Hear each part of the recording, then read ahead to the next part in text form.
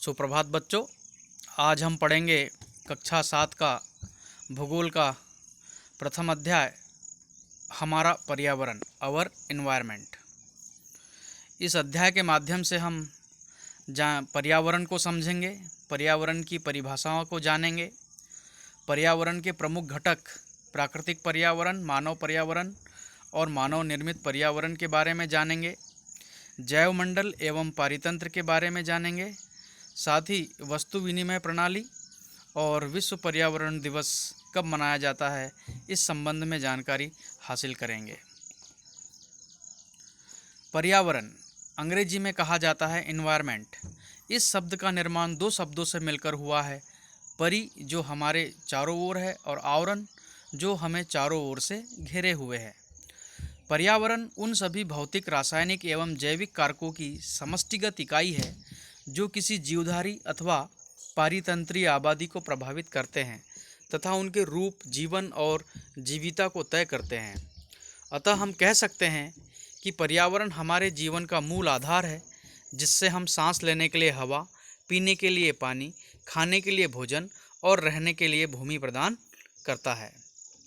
देखिए, पर्यावरण के 3 घटक हैं: प्राकृतिक पर्यावरण, मानव निर्मित पर्यावरण और मानव पर्यावरण। प्राकृतिक पर्यावरण में जलमंडल, वायुमंडल, स्थलमंडल और जैवमंडल आते हैं। मानव निर्मित पर्यावरण में इमारतें, पार्क, पुल, सड़क, स्मारक, उद्योग आदि आते हैं जो मानव के द्वारा बनाए गए हैं अपनी सुविधाओं की आपूर्ति के लिए। और मानव पर्यावरण में एक व्यक्ति, परिवार, समुदाय, धर्म, शैक्षिक, आर्थिक और राजनीतिक स्थिति आती है। प्राकृतिक पर्यावरण के अंतर्गत पृथ्वी पर पाए जाने वाले जैविक और अजैविक, मतलब बायोटिक और अबायोटिक दोनों परिस्थितियां सम्मिलित है, जबकि मानवीय पर्यावरण में मानव की परस्पर क्रियाएं, उनकी गतिविधियों और उनके द्वारा बनाई गई रचनाएं शामिल है। जैविक पर्यावरण को हम 2 भागों में बांट सकते हैं: वनस्पति पर्यावरण और जंतु पर्यावरण। वनस्पति पर्यावरण में पादप आते हैं, सारे प्लांट्स, और जंतु पर्यावरण में जीव और सूक्ष्म जीव आते हैं। अजैविक पर्यावरण में वे घटक है जो किसी पारिस्थितिक तंत्र में पाए जाने वाले सभी निर्जीव पदार्थ और अजैविक घटक कहलाते हैं। पर्यावरण के अजैविक घटकों में प्रकाश, वर्षण, तापमान, आर्द्रता, जल, अक्षांश की ऊंचाई, उच्चावच आदि शामिल होते हैं। प्राकृतिक पर्यावरण हमारा वातावरण हमें रोजमर्रा के जीवन के लिए आवश्यक वस्तुओं और सेवाओं की एक किस्म प्रदान करता है। इन प्राकृतिक संसाधनों में हवा, पानी, मिट्टी, खनिज के साथ साथ जलवायु और सौर ऊर्जा शामिल है, जो प्रकृति के निर्जीव या अजैविक भाग का निर्माण करते हैं। जैविक या प्रकृति के सजीव भाग पौधों, जानवरों और रोगाणुओं से मिलकर बनते हैं। प्राकृतिक पर्यावरण पृथ्वी के 4 प्रमुख परिमंडलों से मिलकर बने हैं, जो है स्थलमंडल, जलमंडल, वायुमंडल, और जहाँ पर ये तीनों ही मंडल इंटरेक्ट करते हैं, एक दूसरे से अंतर संबंध स्थापित करते हैं, वो होता है जैवमंडल या जीवमंडल, जहाँ पर जीवन संभव होता है। देख लीजिए, यह जैवमंडल, यहाँ पर जलमंडल, वायुमंडल और स्थलमंडल तीनों ही परस्पर अंतरक्रिया करते हैं, जीवमंडल कहलाता है। स्थलमंडल या लिथोस्फीयर पृथ्वी की ठोस प्रॉपर्टी या कठोर ऊपरी परत को स्थलमंडल कहते हैं। यह चट्टानों और खनिजों से बना होता है एवं मिट्टी की पतली परत से ढका होता है। यह पठार, मैदान, घाटी आदि जैसी कई विभिन्न स्थलाकृतियों वाला विषम धरातल होता है। ये स्थलाकृतियाँ वस्तुतः महाद्वीपों के साथ साथ महासागर की सतह पर भी पाई जाती है। पृथ्वी की सतह को 2 मुख्य भागों में बांटा जा सकता है: महाद्वीपीय और महासागरीय बेसिन। बड़े स्थलीय भूभागों को महाद्वीप कहते हैं, जबकि विशाल जलाशयों को महासागरीय बेसिन कहा जाता है। आइए, जलमंडल। जल के क्षेत्र को जलमंडल कहा जाता है। इसमें जल के विभिन्न स्रोत जैसे नदी, झील, समुद्र, महासागर आदि आते हैं। पृथ्वी की सतह का 71% भाग पानी से ढका हुआ है, लेकिन पृथ्वी पर उपलब्ध पानी का 97% भाग खारे पानी के रूप में सागरों और महासागरों में मौजूद है। खारा पानी मनुष्य के उपभोग के लिए ठीक नहीं है और बचे हुए 3% पानी में से लगभग 2% भाग बर्फ के रूप में ग्लेशियरों में और आइसबर्ग में है। अर्थात हम केवल 1% भाग का ही उपयोग कर पाते हैं। इसीलिए पृथ्वी को नीले ग्रह के नाम से भी जाना जाता है, लेकिन फिर भी पानी की समस्या से जूझना पड़ता है। देख लीजिए, natural sources of water, ocean, rivers, ponds, lakes आदि है और स्ट्रीम्स है। और यहाँ पर एक नीचे चित्र दिखाया गया है जो कि जल चक्र को प्रदर्शित कर रहा है कि कैसे जल चक्र चलता है। और लवणीय जल और अलवणीय जल भी पाई डायग्राम के जरिए बताया गया है। वायुमंडल। पृथ्वी के पर्यावरण में वायुमंडल की अहम भूमिका होती है। वायुमंडल हवा से बना है जो कई गैसों, जलवाष्प और धूल कणों से मिलकर बनी है। हवा मुख्य रूप से नाइट्रोजन और ऑक्सीजन से बनी है, जिसमें हवा में 78% नाइट्रोजन और 21% ऑक्सीजन है और शेष रेडॉन, जेनॉन, कार्बन डाइऑक्साइड आदि, मीथेन, प्रोपेन, ब्यूटेन इसका हिस्सा 1% है, जो हिस्सा कार्बन डाइऑक्साइड और आर्गन जैसी कई गैसों से बना है। वायुमंडल की मुख्य परतें हैं क्षोभ मंडल, समताप मंडल, मध्य मंडल, आयन मंडल तथा बहिर्मंडल। आइए हम इसे एक चित्र के द्वारा समझते हैं।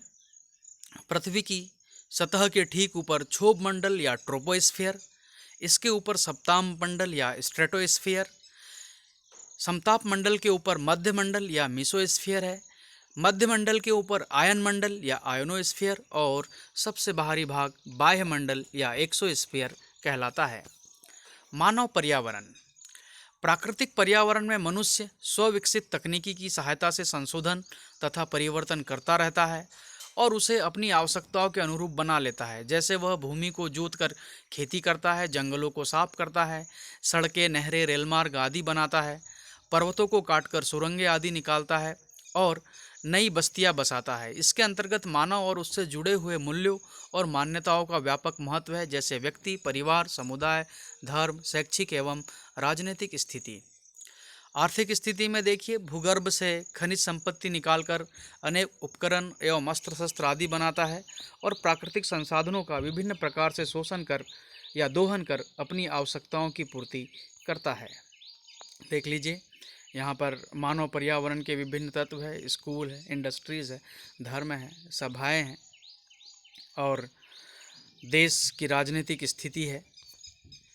मानव निर्मित पर्यावरण। यह वह पर्यावरण है जिसका निर्माण मानव ने अपनी दक्षता, क्षमता तथा ज्ञान और कौशल का प्रयोग कर प्राकृतिक पर्यावरण में गुणात्मक तथा मात्रात्मक परिवर्तन के द्वारा किया है। इसे मानव निर्मित अथवा प्राविधिक पर्यावरण कहा जाता है।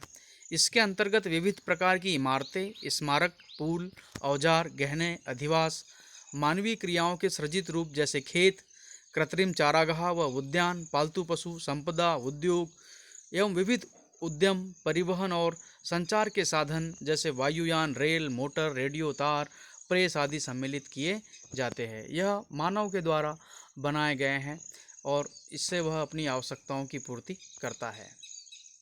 चित्रों के माध्यम से समझ सकते हैं। होटल, सिटी पार्क, म्यूज़ियम आदि, ये buildings, monuments, metro trains, temples आप देख सकते हैं। यह मानव निर्मित पर्यावरण है। सड़कें, ब्रिज, पुल देख सकते हैं, यह मानव निर्मित पर्यावरण है। इंडस्ट्रीज़ और ऊंची ऊंची बिल्डिंग्स, यह मानव के द्वारा बनाई गई है, जो मानव निर्मित पर्यावरण का भाग है। अब आता है जीवमंडल या जैव मंडल, जिसे अंग्रेजी में बायोस्फीयर कहते हैं। भूमंडल, जलमंडल और वायुमंडल के बीच के सीमित भाग जहाँ जीवन मौजूद है को जीवमंडल कहा जाता है। अर्थात जैवमंडल पृथ्वी के उस परिवेश या क्षेत्र को कहा जाता है जहाँ स्थल, जल एवं वायु मिलते हैं और जीवन के पाए जाने की यहाँ पर संभावना होती है। इस पृथ्वी पर विभिन्न प्रकार के जीव पाए जाते हैं। सभी जीव अपनी उत्तरजीविता के लिए एक दूसरे पर निर्भर रहते हैं। ये अपनी उत्तरजीविता के लिए या जीवित रहने के लिए कई अजीब वस्तुओं पर भी निर्भर रहते हैं। जीवमंडल के जीवों को मोटे तौर पर दो समूहों में बांटा जा सकता है, एक पादप किंगडम किंगडम और दूसरा जंतु kingdom. It means plant kingdom and animal kingdom. पृथ्वी के तीनों मंडल एक दूसरे के साथ क्रिया करते रहते हैं। ये किसी न किसी तरह एक दूसरे को प्रभावित करते हैं। देख लीजिए, वायुमंडल, जलमंडल और स्थलमंडल, जहाँ तीनों मिल रहे हैं वहाँ पर जैवमंडल, जहाँ जीवन पाया जाता है। पारितंत्र क्या है? इकोसिस्टम या पारिस्थितिक तंत्र एक प्राकृतिक इकाई है जिसमें एक क्षेत्र विशेष के सभी जीवधारी अर्थात पौधे, जानवर और अणुजीव माइक्रो ऑर्गेनिज्म शामिल है और ये पर्यावरण के साथ अंतरक्रिया करके एक संपूर्ण जैविक इकाई बनाते हैं। इस प्रकार पारितंत्र अन्योन्याश्रित अवयवों की एक इकाई है जो एक ही आवास को बांटते हैं और पारितंत्र में आमतौर पर अनेक खाद्य जाल बनाते हैं जो पारिस्थितिकी तंत्र के भीतर इन जीवों के अन्योन्याश्रय और ऊर्जा के प्रवाह को दिखाते हैं, जिसमें वे अपने आवास, भोजन व जैविक प्रक्रियाओं के लिए एक दूसरे पर निर्भर रहते हैं। यह एक गतिशील व्यवस्था का अंग है। जैसे कि हम इस चित्र की मदद से समझ सकते हैं कि जहाँ पौधे अपना भोजन बनाने के लिए जीव जंतु जानवरों से कार्बन डाइऑक्साइड ग्रहण करते हैं और ऑक्सीजन छोड़ते हैं, और यह ऑक्सीजन मानव जीवन और इनके लिए अत्यंत महत्वपूर्ण है। इस प्रकार यह एक दूसरे पर निर्भर है। इसे ही इकोसिस्टम कहा जाता है। वस्तु विनिमय प्रणाली। वस्तु विनिमय प्रणाली पद्धति सामान्यतः वस्तुओं की अदला बदली का व्यापार है जिसमें धन यानी पैसों का प्रयोग नहीं होता है। यह प्रणाली हमारी प्राचीनतम प्रणाली है तथा हमारे सरल और समरस मानव जीवन की पहचान है। यह पहले प्रचलित थी, लोगों को एक दूसरे की आवश्यकताओं की पूर्ति करने के लिए यह आवश्यक थी, परंतु इसमें इसे कोइंसिडेंस भी कहा जा सकता है कि हमें जो चीज़ चाहिए वह हमारे सामने वाले व्यक्ति के पास भी वह चीज़ होनी चाहिए, तब वस्तुओं का अदला बदली हो सकती है। लेकिन अगर उस व्यक्ति के पास वह वस्तु नहीं है तो ऐसे में यहाँ वस्तु विनिमय में प्रणाली में परेशानी आती थी, इसीलिए इसमें धन आवश्यक हुआ। अब आप देख सकते हैं हमारे फिनोमेनाज में कि कैसे हम पृथ्वी को जला करके एनर्जी ले रहे हैं, और अभी आप जानते हैं कि कोविड-19 का इफेक्ट कैसे चल रहा है। हमारी सुरक्षा का आवरण साफ और हरा भरा पर्यावरण, ये हम जानते हैं। 5 जून को विश्व पर्यावरण दिवस मनाया जाता है, और चलो हम धरती को हरा भरा बनाएं अभियान चलाया जाए, और अर्थ डे 22 अप्रैल को मनाया जाता है। इस प्रकार हम जानते हैं कि हमारा पर्यावरण हमारे लिए अत्यंत महत्वपूर्ण है। तो आप ये प्रश्नों के उत्तर अवश्य कीजिएगा। पर्यावरण से आप क्या समझते हैं? पर्यावरण के प्रमुख घटक कौन कौन से हैं?